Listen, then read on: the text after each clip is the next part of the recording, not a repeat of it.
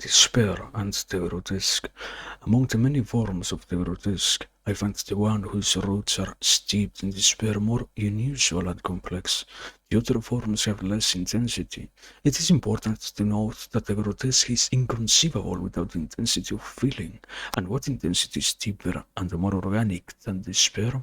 The grotesque appears only in very negative states, when great anxiety arises from a lack of life. The grotesque is an exaltation in negativity.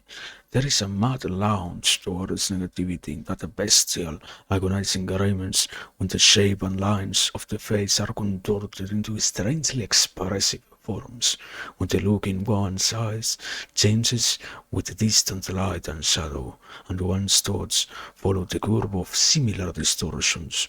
Truly intense and irrevocable despair cannot be objectified except in negation of serenity, that state of purity, transparence, and lucidity so different from the chaos and nothingness of despair.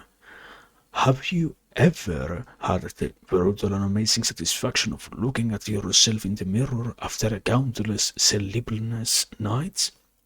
You suffered the torment of insomnia when you count the minutes for nights on end, when you feel alone in this world, when your drama seems to be the most important in history and history ceases to have meaning, ceases to exist, when the most terrifying flames grow in you and your existence appears unique and isolated in a world made only for the consummation of your agony.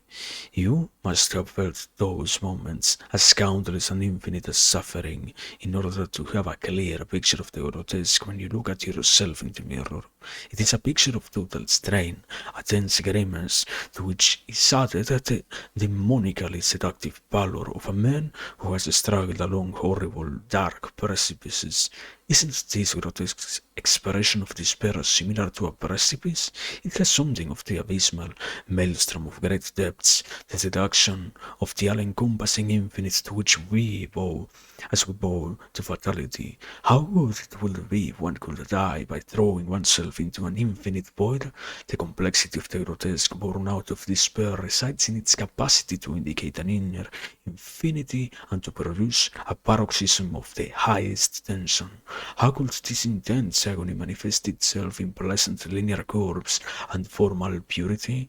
The grotesque essentially negates the classic, as well as any idea of style, harmony, and perfection.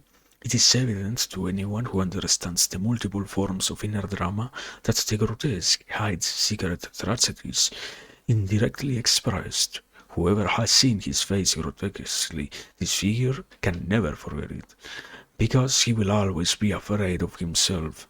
Despair is followed by painful anxiety. What else does the grotesque do if it does not actualize fear and anxiety?